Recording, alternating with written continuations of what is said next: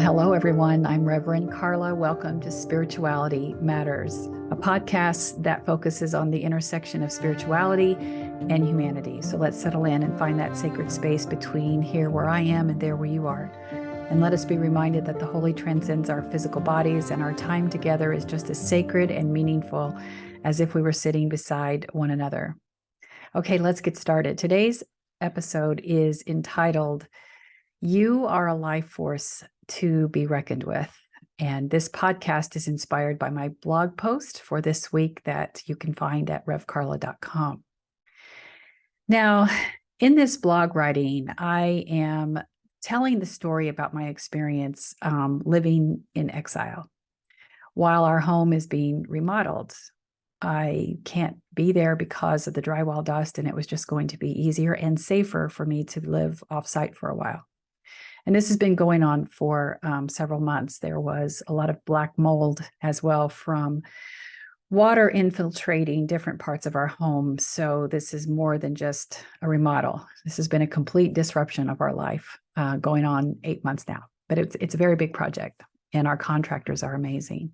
But as I began to prepare this material for this podcast, I kept hearing the butterfly effect. Now, I have heard sermons on the butterfly effect before, and I've read about it, but I've never brought it into any of my teachings. But we're going to try that today and see if I can integrate it into this story about you being a life force to be reckoned with. So here we go. So now, for those of you who don't know what the butterfly effect is, let's just touch that for a minute, because it also has something to do with the chaos theory. And I'm just going to say right out of the gate, I'm not an expert in either, but I have a pretty good understanding of what it means, and I think we can apply it to our time here together. So the butterfly effect was first coined by Edward Lorenz, who was an American mathematician and meteorologist.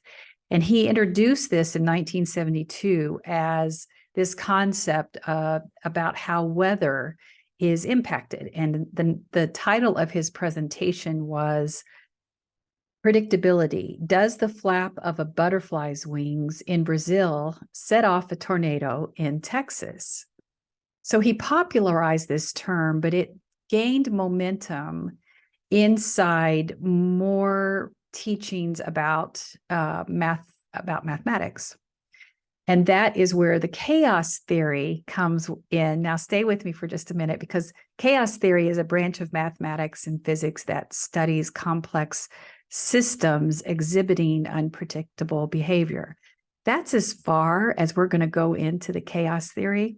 I often say that it's day, I don't know how many, that I don't use algebra, but actually I did use it quite a bit when I was cooking, baking wedding cakes and such, and when I'm crocheting and I need to figure out a pattern or I'm adjusting things. But that's as close to being a math whiz that I get to. It's not something that comes natural with me at all. But the butterfly effect is a concept which says that small changes in initial conditions can result in significant differences in the outcome of a complex system over time. Now, you can think right now and probably apply this into your life in some way. People talk about this in our eating habits when we want to change something about ourselves. Instead of making these massive changes that we can't commit to, it's about making these micro steps, because you start to see settled changes as time goes on.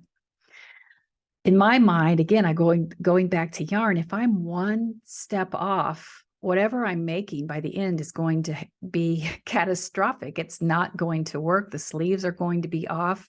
The blanket's going to be disproportionate. Or if I use the wrong size yarn, it may be imperceptible as you start, but as you put the whole thing together, you can tell that it is a complete mismatch, and the project oftentimes has to be completely dismantled and start and repeat the process over again because it's just not usable.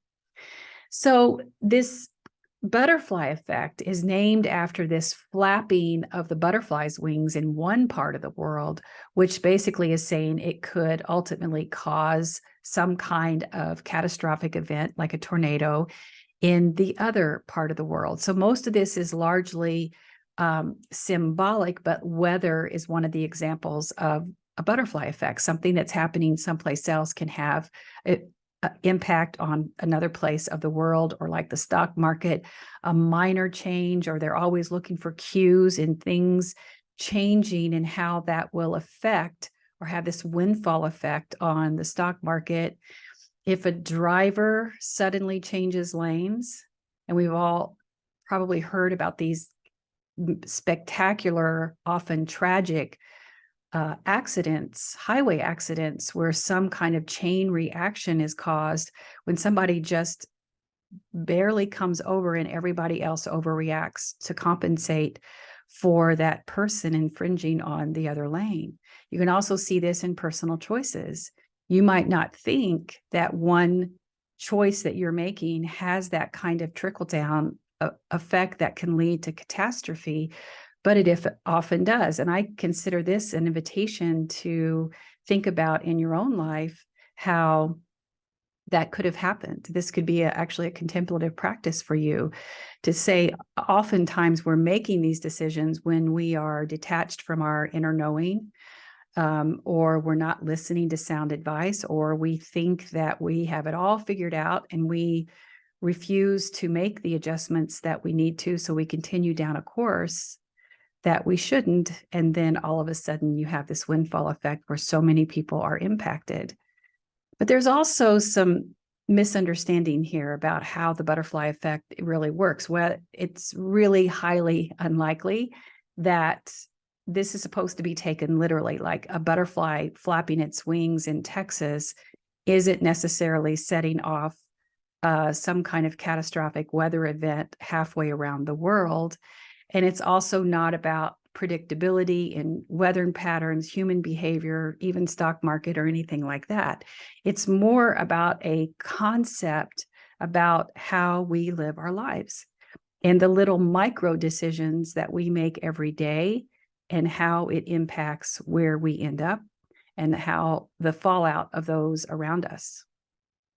So that there's quite a few things here. If you listened to my podcast in July, I talked about the Alabama beach mouse and how in the 60s, Dr. David Davis made a choice to research this mouse, to find that it was endangered, and that he decided to move into action to get other people concerned about it, get the mouse placed on the endangered species registry, which has come into today where that mouse is still protected. If that mouse hadn't been protected at that time, this tiny little mouse that most of us have never heard of, if that mouse had not been protected, that could have led to catastrophic events that would have been happening that we may not have ever known, cycled back to this beach mouse. So you can go back and listen to that in July if you did not hear about my beach mouse story.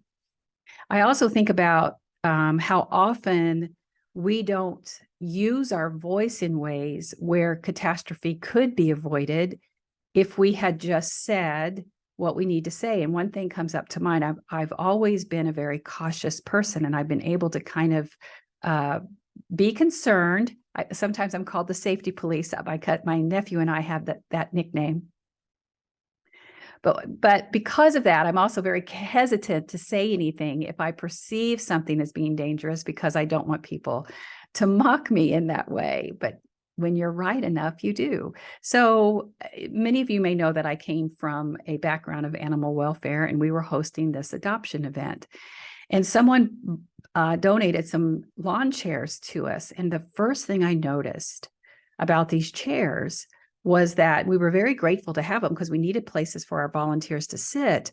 But I noticed that the footprint of the chairs were very thin. So if you look at the base of a chair and you look at how the chairs come down, you can tell that they would be sturdy based on that. You don't even think about that oftentimes when you sit in the chairs, but these seem to kind of cave in just a little bit. And I thought, these aren't safe chairs. And I mentioned it to someone else, and they're like, Karla, they're fine.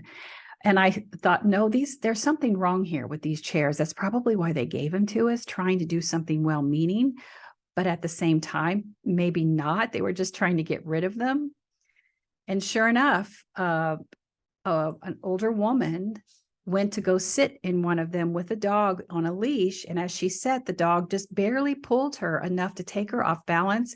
And that chair just absolutely collapsed to the ground. She ended up hurting her arm really badly. And she immediately mentioned, she said, as soon as I looked at that chair, I wondered if it was safe for me to sit in. And ever since then, I use my voice. If I'm wrong, I'm wrong. Now, you might think that that doesn't necessarily impact the butterfly effect, but I think back on if I had said something that just would have been like, you know what, we're not using these chairs. They can roll their eyes. They can do whatever. If I had just pulled them from the floor, no one would have gotten hurt. We were in danger of actually being sued. If that volunteer wanted to do that, she could have sued us because we did not provide a safe environment in which she could have for her to volunteer. Those are certain things that you need to assume that you are being taken care of, and we didn't provide that for her. Now, she was a great volunteer and there wasn't any problems, but you start to see how this trickle down of what our actions are in the moment and how you can follow them to up to today and some of the things that happen. Now, I want to shift gears here for a minute into the place where I want to talk about what I wrote about in the blog. And I want to talk about human energy and why that has something to do with the title of this blog, You Are a Life Force to be Reckoned With, and how we can integrate that into the butterfly effect. Because this butterfly effect is symbolic. If we look at it from this place of spiritual symbolism, it's about making decisions in the moment that impact our lives going forward. But it's also about being aware of energy shifts and patterns. And one of those is our energies that can be measured. For instance, we know that we can measure heat.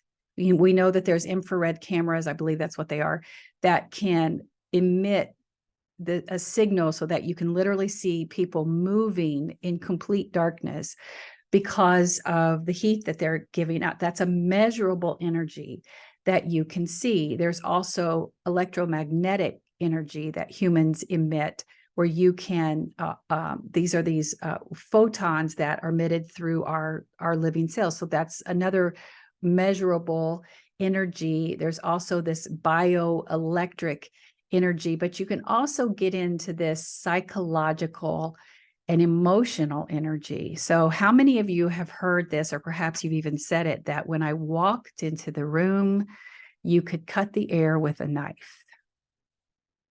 So you walk into this room and you can cut the air with a knife. What is that? Sure, you might look around and look at the people's faces and you're like, okay, something went down here.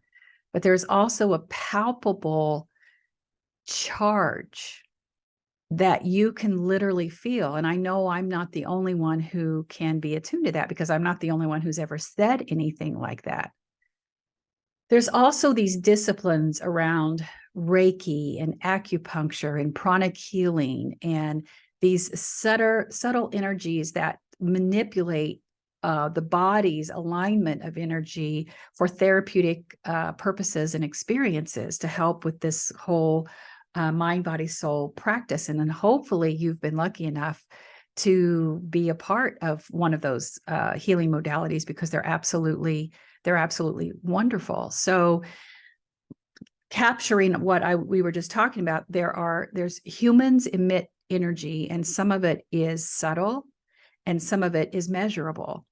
So some of them you can see through the things that they can use to measure the energy, and some of them are more of these healing modalities that actually change the way we move in our body, or the way energy moves through us, that's less measurable but more in tune, something that we can feel and sense, and also with this psychological well-being, when you can feel a charge where tension has existed inside a room. And I love to tell this experience of one time I was in line at a customer service desk, and someone who was helping me had brought in a portable computer laptop, and she was standing at the edge of the counter, and she was about 6 feet away from a doorway that went to the back office of this business. And someone came into the door and stood there about 30 seconds or so. And so this person who was standing in the doorway was about 6 feet away from the person who had her back to the doorway and who was helping me, but she was directly behind the person who was helping me. And that person stood there for about 2 minutes. I think she was assessing the floor and making sure that everyone was taken care of. And then she turned and she went back into the back office. And about 90 seconds later, the person who was helping me on the computer looked back and looked at the doorway. And that intrigued me. And I said, "Excuse me." I said, why did you just look?" She goes, "Well, was there somebody standing there?" And I said, "Yes, there was." I said, "How did you know?" I said, "There's not a mirror." She goes, "No, there's not a mirror. I just felt it. I just felt that there was somebody there." And so she was like, "Was there?" And I said, "Yes, there was somebody there." I said, "You didn't smell them?" She goes, I don't think so. So it wasn't anything about this person's perfume or anything like that. She just sensed, as I picked up on witnessing that somebody had come into her presence and then left. And it wasn't like this person made a lot of noise or anything. She just strolled to the door, stood there, and then turned and left quietly.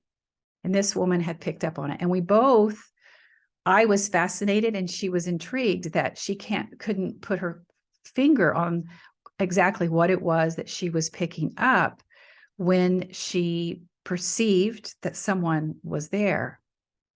So it's important to note that sometimes we are not even aware of what these energies are and how we are impacted by them. So this butterfly effect, or these imperceptible yet very definable moments of awareness and energy perception and changes and shifts in the energy, are here, but we don't necessarily have all the words around them. So maybe a butterfly can't flap its wings in Brazil and impact weather around the world, but that's, like I said, it's more symbolic about how we are receiving and responding to energy that's happening around us all the time. We are responding to it, and we're responding to it from a state of how we hold our energy. Now, I know this can be really kind of new agey and woo-woo and mystical, but hold with me here for a second, because especially for those of us who are deconstructing our faith and looking for new words around that, it's not that we're denying the presence of some kind of mysterious divine love, universal mystery, but perhaps we're also looking for different explanations. So I'm not one to go say, "Oh, I'm not going to go there. That's bad energy," or "That person gives me bad vibes." I don't really use that kind of language, and I'm not necessarily inviting you to do that, but I'm inviting you to understand that there's less that we understand about the human connection through imperceptible, but yet very much measurable energy, in the fact that we are picking up things all the time without maybe not even being completely aware of it. So this is an invitation to look at this and think, okay, how can we reflect on how we ebb and flow around people in our lives, and how we invite people into our energetic spaces? That's what this whole concept around the butterfly effect is. And if we recognize that our life force is something to be reckoned with, meaning it's big and it's deserves to have space instead of shrinking in because we don't believe that we should be any bigger than what our self story is, or what's been placed on us, our narrative that's been forced on us through some of our indoctrinated teachings, where we're less than, or we're not worthy, or we're broken or flawed. That shrinks us into a space of submission and obedience. And of course, our energy is going to be reflected in that way as well. Oh no, we want our energy open. That's where this love abounds. If you talk about this heart energy, you can literally feel the difference. If I decide that I'm going to choose love as my path today, and as my beacon, then I can literally feel a shift in how I'm going to show up in specific situations. It's not about being open for no boundaries. It's not about not expecting people to treat you with respect. It's not about any of those things. It's about just showing up with love and showing up and being as open as possible to all of your lived experiences. Because when we do, then we start to explore our interconnectedness with not just those in our circle, but all of those, all beings. You've heard people talk about how animals just seem to respond differently to some people. I believe it's the same thing. They are picking up on energy in ways that we don't completely understand. And they can pick up a person's energy differently than the way we're picking up energy between humans. That it doesn't mean that you're a bad person because necessarily the giraffe at the zoo didn't seem to notice you, but perhaps it's an invitation to consider, where do I just need to pause for breath and make a concerted effort to pause and remember that your life matters and you deserve to inhabit the space of this energy around you, so that people feel you and can dance with you before you're even within physical proximity of them, because we are being impacted by everyone's energy. So we have a choice to either bring it down or create tension, or to show up with love. So this is an invitation for a mindful practice. This is about exploring the importance of conscious decision-making. It's about encouraging this cultivation of awareness. It's about practicing and embracing this mindfulness that allows you to be open to possibilities that perhaps you haven't explored. We often go into situations with preconceived notions about how they're going to play out. And I'm just as guilty as anybody else in doing that. But how often have we been surprised that when it didn't happen that way? And how much better it would have been for us if we had just shown up, assuming that something different could arrive, and we're going to participate at the outset in hoping that something different can come from the exchange instead of just the old patterns. Now, I'm talking about healthy disagreements. And what I mean by that is you're coming into a situation with somebody who has respect for you, and you have respect for them, and you are coming together for the mutual good of the whole. I am not talking about abusive situations. I'm not talking about narcissistic behavior. I am not talking about giving up boundaries so that another person can continue to force a narrative over your life. This is about how you show up. But having said that, sometimes when we realize we have the capacity to expand into this space around us, to reflect more about who we are, it will change the energy of those who seek to control you. Does that take practice? Yes. Does it take time? Yes. Do you need to learn to use your words about boundaries? You absolutely do. But it's all worth it. So when you have created those boundaries, that means that you're putting this barrier, fill that baby up. You're less likely to have those compromised when they see that you mean it. And I know that's oversimplification of some of the things that you're dealing with. And I know it can be very harmful, and I can know it can be very toxic, but just know that part of our healing can be in this space where we are learning to take up our space and to use all that we are and inhabit that. Now, that's the precursor that I didn't write about in the blog at all, but I wanted to have this invitation here to talk a little bit more about what this life force is and how important it is that you practice this. This, like I said, this could be a contemplative practice that you could create on your own.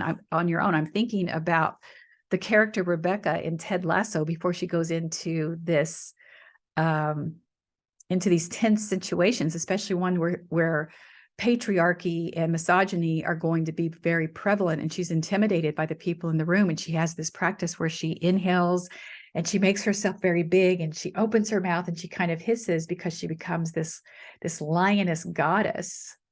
And it's a very powerful practice, but that's the same kind of concept, filling your space and filling yourself with the truth about who you really are. You are a spiritual badass. You surely are, and you deserve to be seen and heard, and no one can come in and compromise that space for you. So now moving on to the blog, as I said, I'm living in exile, and I know that sounds dramatic, but for me, it's helped. This is the cute little tiny apartment that I write about, and it's downtown, and I love it.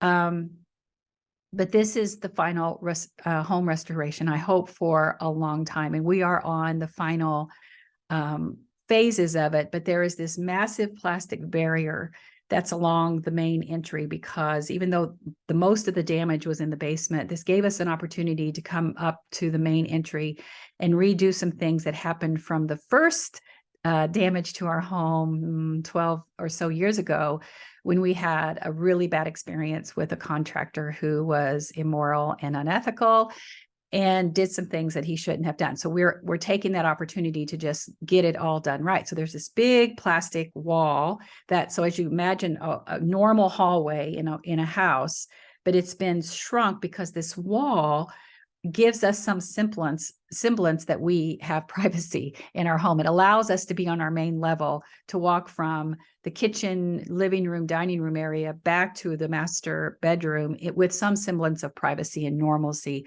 while the crews are on the part of the house where the damage was and where the restoration and the remodeling and upgrading is happening.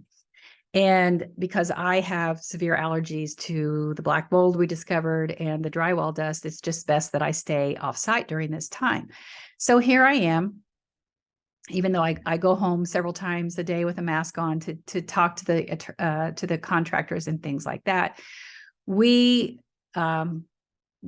off site. My husband stays there to take care of our senior cat, and he's good. He's not allergic to anything. And we've kind of tried to make this little date nights here on my tiny little patio, and we're making it work, and it's going to be okay. But one of the things that I've noticed is when I get there, as I move along the house, I get into this hallway, and I've started to notice the routine that's happening with the contractors. I know that if the painters come, they're coming at 6:30 in the morning. I know that if the drywallers are coming, they're coming later. I know they're going to stay later. I know all this. And I also can tell by the movement of the plastic whether or not they're coming in the front door, or are they coming in the basement, because the way the plastic moves. So they've become like a heartbeat in our house. Their life force is also part of our life force. We've integrated as best as we can to move through this area. So I'm aware of the movement of energy throughout the house and how it changes. But I've also noticed that when I get ready to walk down the hallway, I will stand at the hallway and I can barely start to move down the hallway, and the plastic in front of me will start to concave towards the side of the home where the contractors are working. And I find that interesting because oftentimes you'll see, like in your swimming or things like that, you'll see the movement behind you. The chaos is behind you. But with this wall and being completely sealed from top to bottom, you can see the air being pushed ahead of you, and the wall is caving in as I walk. And it's very quiet behind me as it resettles itself and finds its space after I have pushed through the air. And I find this very interesting. I actually enjoy the experience. And sometimes I'll go ripping down really quickly to see how fast I can, how far out ahead the air is going to push ahead of me. And I've often wondered, like, what do those contractors think about the noise I'm making? But I'm sure they don't care. But they obviously can hear me, because it's not only is it rippling, is it visible? You can hear it as it moves in a wave. And as I move from the kitchen into the master bedroom. And this reminds me that about my life force. And so I know that this plastic is going to be gone. I've almost made it part of a practice. As I start down this hall, I'm like, oh, here's my life force. Watch me take this room and watch me take up this space as I move through my home. And thinking about how I've done this so many years in the past and never thought about my presence and how it's changing the house and how much I miss my house. I just had a phone conversation with John Edward, yes, the John Edward, who I consider a dear friend now. And he mentored me through a situation that at someday I may share more about it. I did just do a video on sharing a little bit about it. And one of the things that he mentioned for me is that the energy and the powerhouse of my home and not being there. And at the beginning of that video, I say I'm finally sitting on my front porch, and my front porch was not only my sanctuary, but it was my powerhouse. I sat there probably 3 hours a day. I'll take my laptop out there to write, to have meetings, to listen to the birds, and to be surrounded by my plants. And this is the first time since the warmth has hit Indiana enough past freeze threat that I've sat on my porch. And I didn't realize how important that was for my life force, how important it was that I needed to restore. And that was such a gift that he gave me. But this lesson about the plastic, and again, this goes back to that other podcast that I did in July about small moments mattering. And this is another one of those where this plastic is teaching me a lesson. Your life force isn't less because someone else has more energy than you. Your life force is not less because people have large egos, or your life force isn't less. No, our life force is just as strong and vibrant and as important and as needed as anyone else's. Your life force going down that hallway would look just the same as anyone else. The energy in that house does not know. The energy around you does not know. It just knows the presence of someone. It's us who needs to change. It's us that need to find the spiritual meaning in these everyday moments, because we are a force to be reckoned with. Creation makes room for us. Creation delights in our presence and invites us to dance as the air dances around us. Now, this plastic will be coming down very soon. Thank goodness. I'll post videos at some time, but its lesson will stay with me, because this is a reminder to fill the spaces where I am. And it's an invitation for you to fill the spaces where you are, because where I am at any moment in my life is where I belong. And I deserve to take up that space. I will practice this outward expression of my energy and claim it as my own, because no one deserves to take it from me. No one has the right to make me feel otherwise, no matter who they think they are. You matter, dear one. Let the lesson of the butterfly effect hold that in your heart. Keep that as a practice, that the decisions we are making now will matter, will move on. Even if you're frustrated and you think you're not getting anywhere, they matter. They come together and they move you forward, just like your life force does. Claim it. Know that when you are in a room, someone in there is picking up your energy, just like that woman did when her colleague came and stood in the doorway and she picked up her presence. People are picking up your presence all the time. Do not be afraid to claim it, and do not be afraid to lead with love. Okay, beautiful soul. Thank you so much for listening. You can watch the uncut version of today's episode on my YouTube channel, Spirituality Matters with Rev Karla.